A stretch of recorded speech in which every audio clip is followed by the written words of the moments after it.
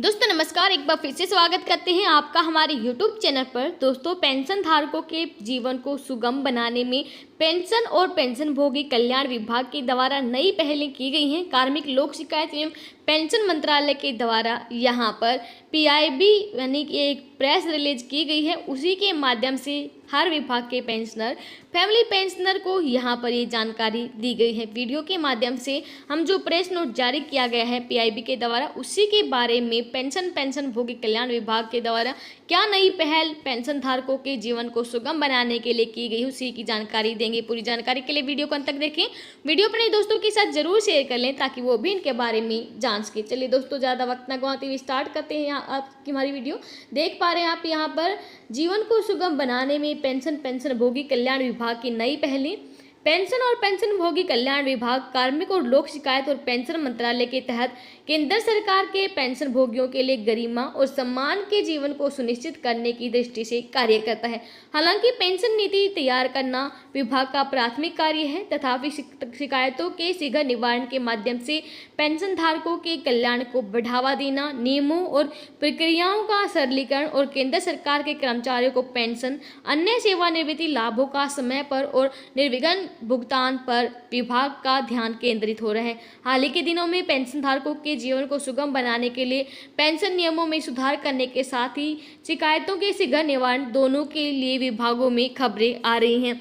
Pension और पेंशनभोगी कल्याण विभाग ने पेंशन धारकों के जीवन को सरल बनाने के लिए हाल ही में कई दिनों तक लगातार कई कदम उठाए हैं। ये विभाग, जिसमें मुख्यतः पेंशन नीति का कार्य सौंपा गया है, बड़े प्रभावी तरीके से नीति में सुधार करता रहा है और पेंशन कल्याण के अपने मुख्य उद्देश्य के साथ ही सभी कारणों के लिए खबरों में रहा है। पेंशन भोगियों की शिकायत निवारण तंत्र को पहले से ज़्यादा मजबूत किया गया है। विभाग सिम्पेग्राम यानी केंद्रीय पेंशन शिकायत निवारण और निगरानी प्रणाली नामक एक बहुत ही प्रभावी ऑनलाइन शिकायत निवारण पोर्टल का संचालन कर रहा है, जिसमें केंद्र सरकार का कोई भी पेंशन भोगी अपनी शिकायत दर्ज कर सकते हैं और जिसे पेंशन और पेंशनभोगी कल्याण विभाग द्वारा 60 दिनों की समय सीमा के भीतर उसके अंतिम समाधान और पेंशन निपटान विभाग मंत्रालय द्वारा बंद करने तक मॉनिटर किया जाता है। हालांकि प्रतिवर्ष प्राप्त होने वाली लगभग 40,000 शिकायतों का औसत निपटान समय 31 दिनों तक कम किया गया है। यद्यपि इस तरह की शिकायतों को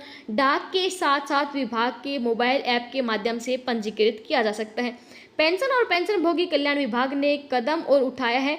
अपने नंबर, एक टोल फ्री नंबर इन्होंने दिया है 188, देख पा रहे हैं आप यहाँ पर 1800111960 नंबर पर एक टोल फ्री कॉल सेंटर शुरू किया है, जो यहाँ पर जून 2019 में लॉन्च होने के बाद अब यहाँ पर अत्यंत लोकप्रिय हो गया है।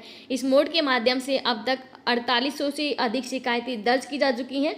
ये विभाग इस नंबर पर वरिष्ठ नागरिकों को उनकी पेंशन संबंधी समस्याओं के बारे में परामर्श भी देता है और ये विशेष रूप से उन बुजुर्गों के लिए एक बड़ी राहत के रूप में है जो अकेले रहते हैं और जिन्हें डिजिटल व्यवहारिक ज्ञान नहीं है। वर्ष 2017 से ही शिकायतों का वार्षिक रूप से निपटान दर 90% से अधिक है और बेहतर कार्य करने के अपने उत्साह में विभाग ने एक स्वतंत्र तीसरे पक्ष द्वारा एक विस्तृत विश्लेषण, मूल कारण विश्लेषण आयोजित करवाया है। ये देखा गया है कि कुछ मंत्रालयों, विभागों ने अक्सर बिना गुणात्मक समाधान की शिकायतों को नियमित रूप से बंद कर दिया था। इसलिए इस विभाग ने शिकायतों के ऑन द स्पॉट समाधान प्रदान करने वाले पेंशन अदालत नामक एक मॉडल को भी विकसित किया। सिम्पेग्राम प्रणाली से पुराने मामलों को चुना गया, साथ ही अखबारों में विज्ञापन देकर भी शिकायतों का चयन किया गया है। पेंशन अदालत की संकल्पना में पेंशन भोगियों की शिकायतों का मौके पर ही समाधान करने पर बल दिया जाता है। इन शिकायतों को पेंशन अदालत में पेश करने के लिए पहले से शॉर्ट लिस्ट किया जाता है।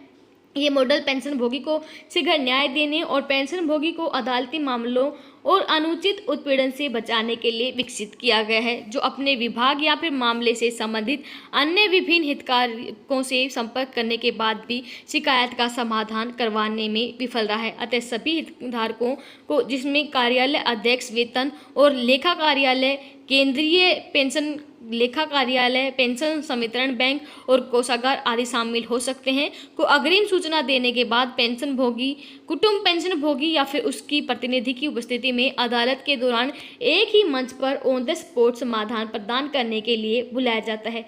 पेंशन और पेंशनभोगी कल्याण विभाग द्वारा अब तक ऐसी 4 अदालतों का आयोजन किया जा चुका है, जिसमें पिछली अदालत पहली बार राष्ट्रीय राजधानी के बाहर संघ राज्य क्षेत्र जम्मू में आयोजित की गई थी और इन्हीं अदालतों के माध्यम से पेंशनभोगियों की समस्याओं को सूचीबद्ध किया जाता है और ऑन द स्पॉट यहाँ पर निपटान भी किया जाता है। एनपीएस यानी कि राष्ट्रीय पेंशन प्रणाली, जो वित्तीय सेवा विभाग के अधिकार क्षेत्र में आता है, के संबंध में पेंशन और पेंशनभोगी कल्याण विभाग ने केंद्रीय सरकार के कर्मचारियों के लिए जागरूकता कार्यशालाएं भी शुरू करने का फैसला लिया है।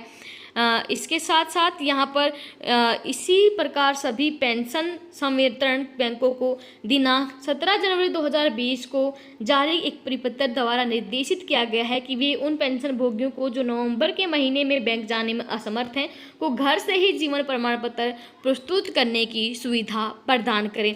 80 वर्ष से अधिक आयु वर्ग के पेंशन भोगियों को सुविधा प्रदान करने के लिए दिनांक 18/7/2019 का कार्यालय आदेश उन्हें अपने जीवन प्रमाण पत्र पर प्रत्येक वर्ष 1 नवंबर के बजाय 1 अक्टूबर से प्रस्तुत करने हेतु अनुमति देता है।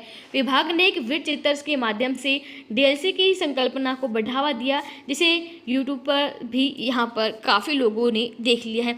इसके अलावा ही पेंशन और पेंशनभोगी कल्याण विभाग ने कई सुधारों के साथ शासन सरकार के ऐसे संवेदनशील पक्ष को दिखाया जिसमें मानव जीवन को काफ़ी हद तक छू लिया है, जिसमें से निम्न है। सबसे पहले सीसीएस पेंशन नियमों के नियम 54 में दिनांक 19/9/2019 की अधिसूचना द्वारा संशोधित किया गया था, ताकि उन कर्मचारियों के परिवार को भी बढ़ी हुई पारिवारिक पेंशन का भुगतान हो जिनका 7 वर्ष की सेवा पूरी करने से पहले देहांत हो गया है।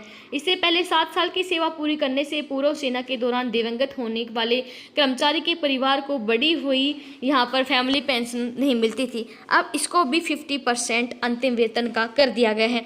सेकेंडली, केंद्रीय सेवा पेंशन नियमावली के तहत पेंशन की पात्रता के लिए 10 वर्ष की न्यूनतम अर्हता सेवा आवश्यक है। केंद्रीय सिविल सेवा नियमावली के नियम 38 में उन सरकारी कर्मचारियों को जो 10 वर्ष की अर्हकारी सेवा पूरी करने से पहले ही शारीरिक या फिर मानसिक दुर्बलता के कारण सेवा मुक्त होते हैं को अंतिम वेतन 50% की दर से असक्षता पेंशन प्रदान करने हेतु संशोधित किया गया है। नियमों में तलाकशुदा पुत्रियों को कुटुंब पेंशन के भुगतान का प्रावधान है। यदि तलाक कर्मचारी या पेंशन भोगी या उनके पति या फिर पत्नी के जीवन काल के दौरान हुआ है, तलाकशुदा पुत्री को पारिवारिक पेंशन उन मामलों में भी देने के आदेश जारी किए हैं जहां कर्मचारी पेंशन भोगी या फिर उनके पति या पत्नी के जीवन काल के दौरान तलाक की कार्यवाही दायर की गई थी, लेकिन तलाक उनकी मृत्यु के बाद हुआ है। विकलांगता के आधार पर सेवा से मुक्त किए गए विकलांग पेंशन भोगी को दी जाने वाली सतत परिचय भत्ते की राशि को 4500 रुपये से प्रतिमाह बढ़ाकर 6750 रुपये प्रतिमाह कर दिया है और गैर सीजीएचएस क्षेत्रों में रहने वालों के लिए ओपीडी के लिए नियत चिकित्सा भत्ता की राशि को 500 रुपये प्रतिमाह से बढ़ाकर 1000 रुपये प्रतिमाह कर दिया है। विभाग ने सीएपीएफ यानी कि केंद्रीय सशस्त्र पुलिस बलों, BSF, CISF, CRPF, SSB, ITBP, Assam rifle के शहीदों के परिवार के लिए एक वास्तविक समय डैशबोर्ड भी शुरू किया है। किसी शहीद की मृत्यु होने के तुरंत बाद इस डैशबोर्ड में पोस्ट किया जाता है और परिवार को कुटुंब पेंशन का समय पर भुगतान सुनिश्चित करने के लिए विभाग द्वारा दैनिक डैशबोर्ड के माध्यम से निगरानी की जाती है, ताकि परिवार को कुटुंब पेंशन के लिए दौड़ भाग ना करनी पड़ी। डैशबोर्ड के 2 महीने के भीतर सीएपीएफ द्वारा कुटुंब पेंशन के लंबित मामलों का निपटान आधा कर दिया गया है।